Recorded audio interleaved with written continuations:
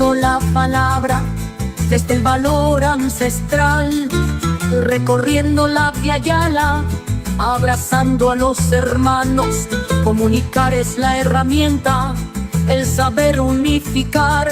En cada lucha, cada pueblo, nos tenemos que aferrar.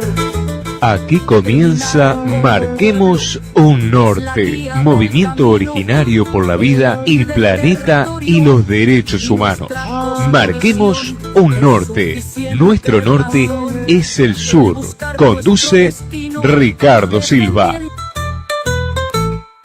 Marquemos un norte charrúa desde la comunicación, de ser parte de un pueblo que no reconoce fronteras, que no aceptó al invasor, enfrentando la traición. Tensa su arco memoria, en la flecha una canción. Muy buenas noches para todos, aquí estamos nuevamente para invitarlos a que marquemos un norte con la referencia que nuestro norte es el sur. Transitando el año número 18 de comunicación indígena, cosa que nos da una gran satisfacción y también una gran responsabilidad con nuestros hermanos de todos nuestros pueblos originarios.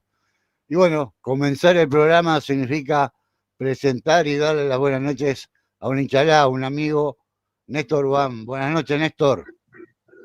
Buenas noches, Ricardo. Buenas noches para toda la audiencia. Y bueno, para compartir Marquemos un Norte, no solo con todos los que puedan estar escuchándonos en este momento, sino con todos aquellos que después nos escuchan a través de las distintas redes sociales.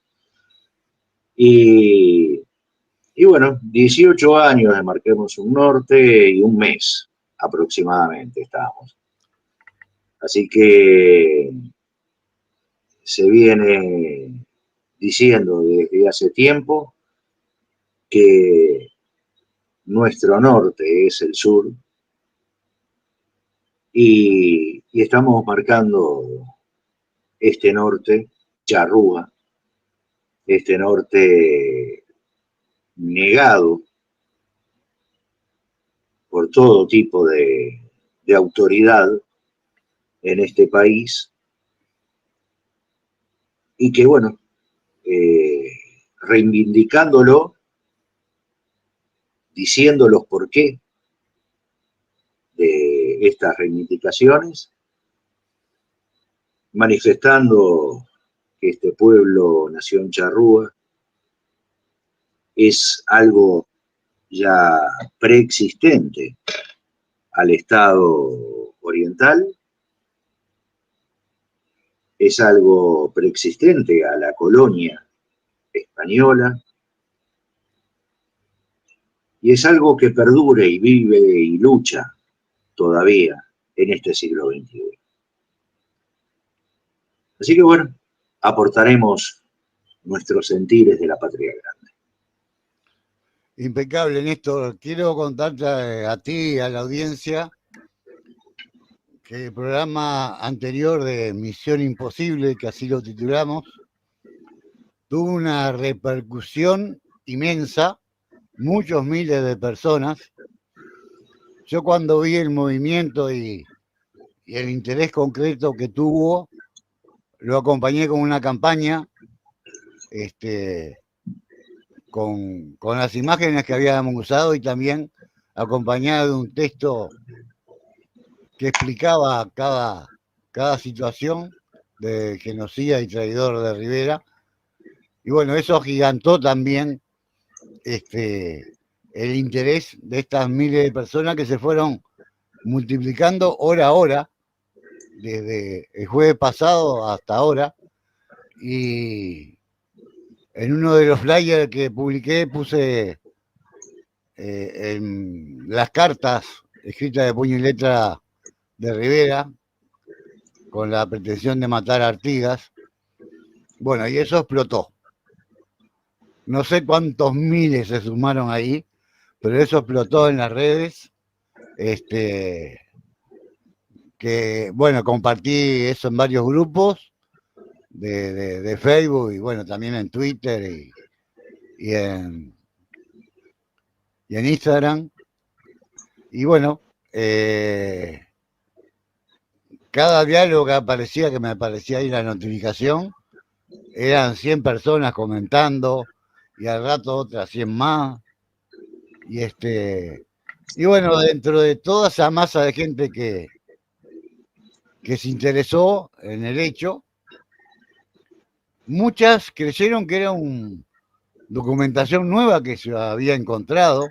Mirá la desinformación que hay, esas cartas de puño y letra de Rivera. Y bueno, todos decían, bueno, ahora a ver qué dicen los riveristas, los del Partido Colorado, ¿no?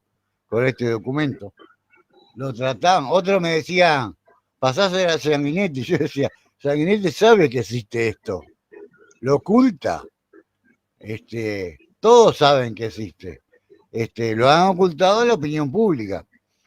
Y bueno, realmente quedé muy, muy contento con ese interés demostrado por la gente.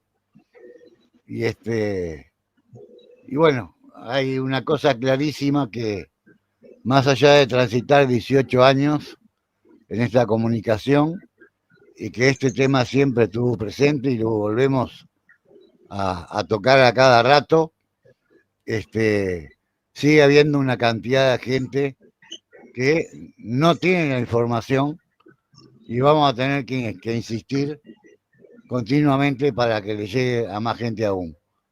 Esta vez con esta Misión Imposible de reivindicar a Rivera, bueno, el resultado fue excelente y eso me deja muy, muy contento, sinceramente.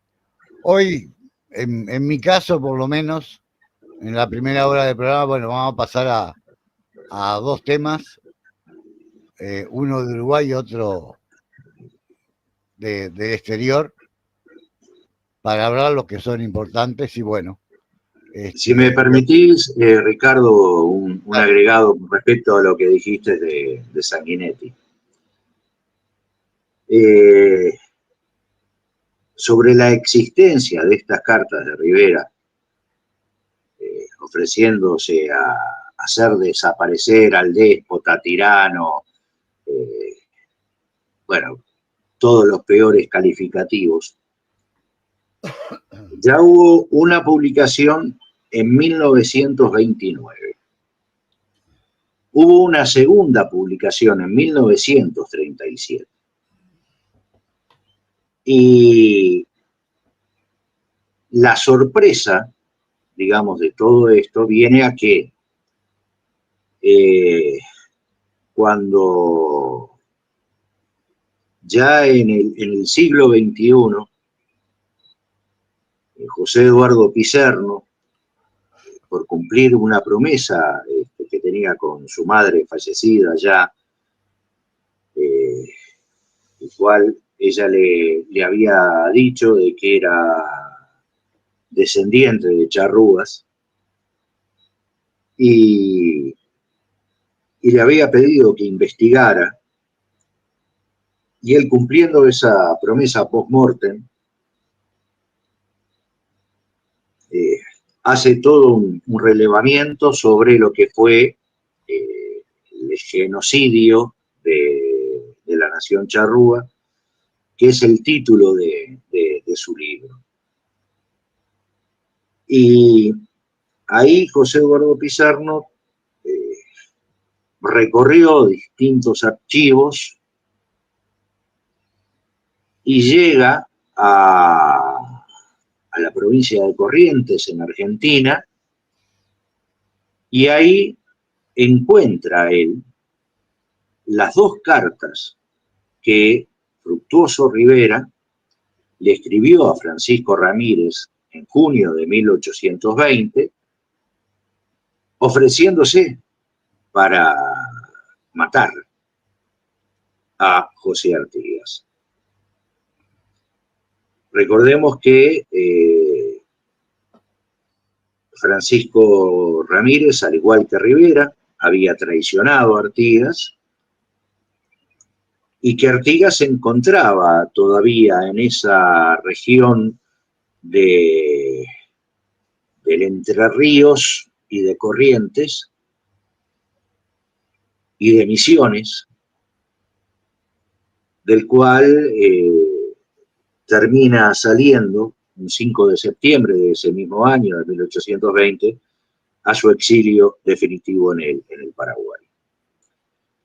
Y ahí es donde aparece la gran novedad, porque aparecen los documentos. O sea, ya no son 2 menciones en 2 libros, y son menciones que estaban haciendo además gente que era simpatizante o correligionaria del Partido Nacional. Y recordemos que el Partido Colorado es el partido que más gobernó en un periodo de tiempo aquí en el Uruguay, y fue el que marcó la historia oficial. Entonces, no le dieron importancia a esos libros,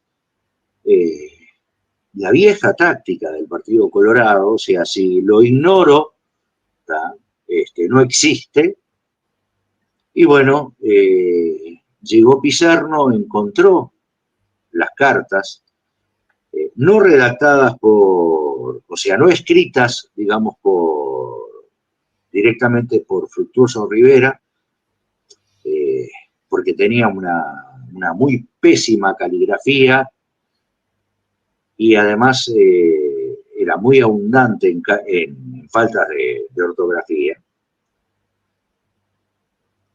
Cosa que no demuestran las cartas, pero sí dictadas por él y firmadas, sí, por Fructuoso Rivera. Entonces ahí es donde viene la gran novedad, y esto viene recién en el siglo XXI. Pero tratan de justificar de que Rivera, no sé, hay quienes dicen de que lo que trató de hacer ofreciéndose él a Francisco Ramírez, al Pancho Ramírez, era precisamente algo que le iba a permitir a Artigas poder hacer titubear a Francisco Ramírez, de no mancharse él las manos y hacerle ganar tiempo a Artigas, o sea, todo un montón de ridiculeces que no tienen sentido, o que, bueno, Rivera vio la oportunidad con esas cartas, no de actuar, sino de darle agrado al barón de la Laguna, o sea, al general Federico Lecor, el invasor portugués, al cual se adhirió Rivera, y había sido designado comandante del cuerpo de dragones del ejército portugués. Y bueno, ahí bueno, no, lo que pasa es que quería agradar a Lecor, pero nunca iba a ejecutar eso que decía que iba a hacer contra Artigas. O sea, todas suposiciones y ridiculeces sin sentido que van en contra de lo que es lo que se expresa en las cartas. Disculpa la extensión de la interrupción. Bueno, decirte que dentro de los varios miles que comentaban y bueno, le daban like a las publicaciones, aparecieron 2 o 3 personas tratando de defender a Rivera, y yo simplemente le ponía, bueno, defender un genocida y traidor habla mucho de la persona, y nada más. Y con eso cierro el tema. Y bueno, vamos a ir al primer tema de hoy, que fue un tema muy hablado, pero no por nosotros. Así que vamos a esta primera parte de este video.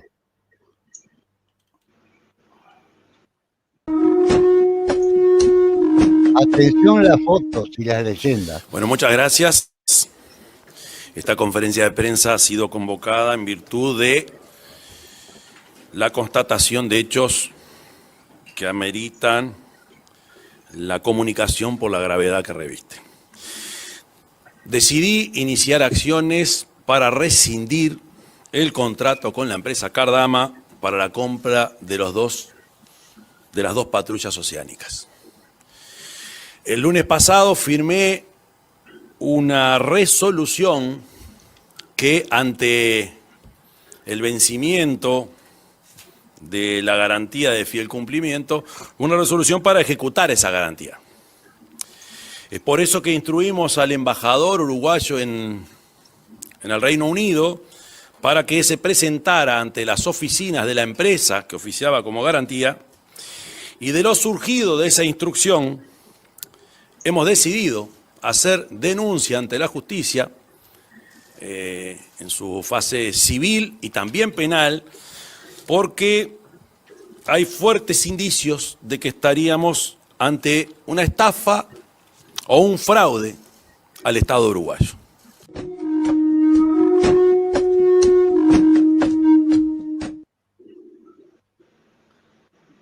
¿Viste lo que son las caritas esas que estoy poniendo, no?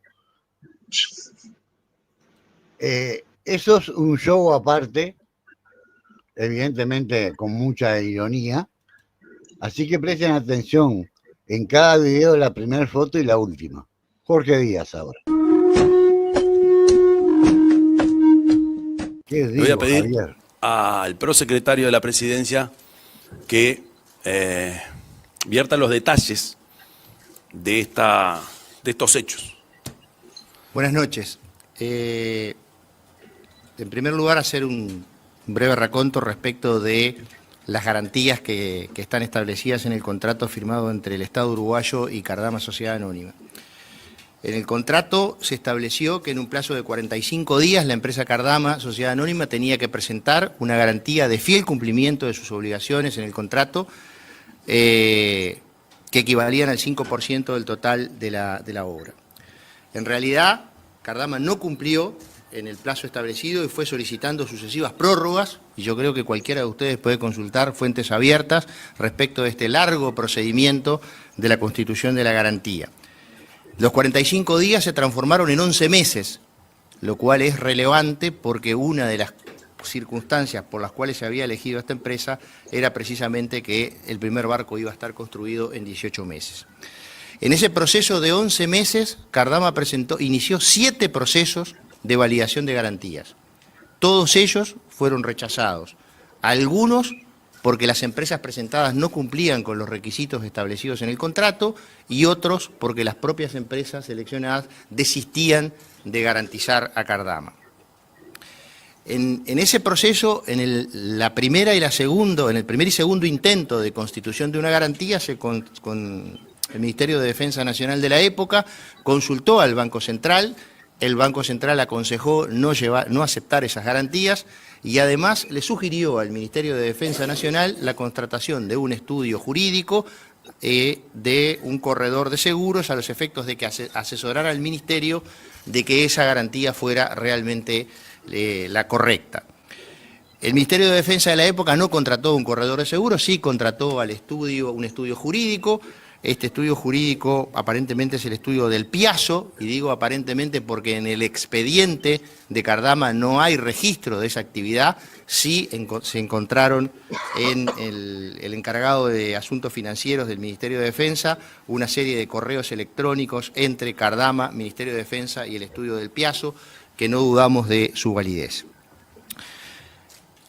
Venció el plazo y Cardama no había ofrecido una garantía que fuera suficiente. Ya vencido el plazo, presentó una garantía de fiel cumplimiento, que era la empresa Eurocommerce Limitada, con sede en el Reino Unido, y pese a presentarla fuera de plazo, pese a que se presenta un documento en inglés, no traducido, no apostillado, y que no estaba certificado que quien firmaba el documento tenía la debida representación de la empresa, todo ello fue señalado no por nosotros ahora, sino en su momento, por el estudio del Piazo, en estas sucesiones de correos electrónicos.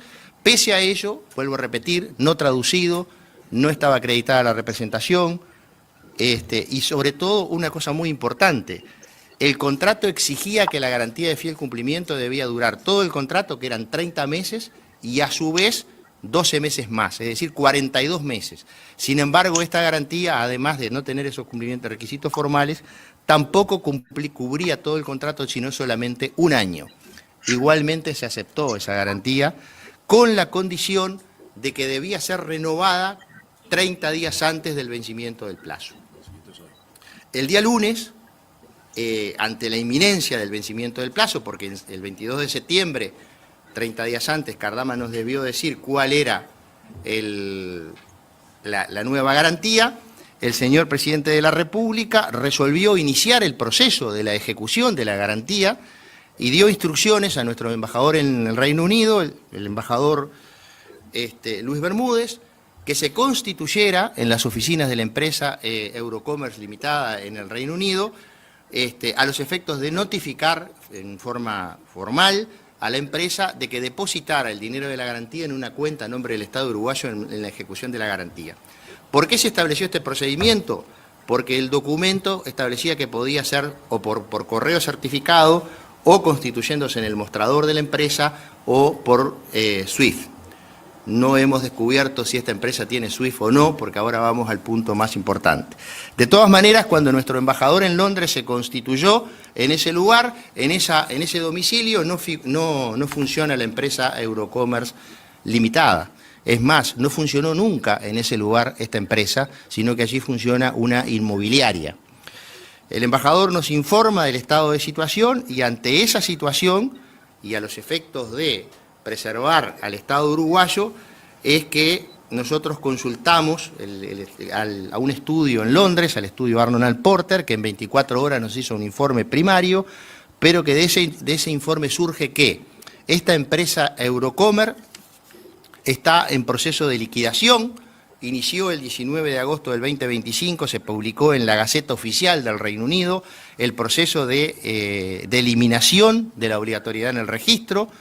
Este proceso se abre por un plazo de 2 meses, ese plazo de 2 meses ya venció, es decir, que esta empresa estaría pronta a ser eliminada del registro, pero además surgen elementos que son bien importantes. En primer lugar, que el único director de la compañía es un ciudadano ruso que vive en Rusia, que durante el año 2022, 2023 y 2024 tuvo solamente un empleado en el año 2022, 2023 y 2024 no tuvo ningún empleado, que no registra prácticamente actividad, que del análisis de sus cuentas surge que no tiene prácticamente actividad, y lo que nos sugieren es que evidentemente hay indicios fuertes de que esta empresa es una empresa de papel y que estaríamos ante un fraude al Estado uruguayo, pues esta garantía no existiría según lo que se nos informa. En ese estado de situación, con un domicilio inexistente, es más, además en la página web figuraban datos falsos, por ejemplo, figuraba el dato de un banco, que sí es un banco muy prestigioso en el Reino Unido, como que fuera el teléfono de esta empresa Eurocommerce, en fin, toda una serie de cuestiones e indiciarias que van a ser denunciadas ante la justicia penal. Ante esta situación, el señor presidente de la República resolvió iniciar el proceso de rescisión de contrato por incumplimiento de las obligaciones de constitución de garantía de fiel cumplimiento a Cardama. Ese proceso se inicia en los tribunales nacionales, porque no es una diferencia de tipo técnico, sino es una diferencia de tipo jurídico. Pasar los antecedentes a la investigación administrativa en curso en el Ministerio de Defensa Nacional, disponer que el Ministerio de Economía y Finanzas y el BROU inicien sendas investigaciones administrativas respecto de los procedimientos de pago realizados hasta esta fecha y formular la denuncia penal correspondiente, así como instruir a nuestro embajador plenipotenciario en el Reino Unido a examinar las acciones legales sugeridas por el estudio inglés. Eso es una decisión que ha tomado el presidente de la República en el día de hoy y que estamos comunicando formalmente a la ciudadanía en protección de los intereses del Estado uruguayo y de las arcas del Estado. Muchas gracias.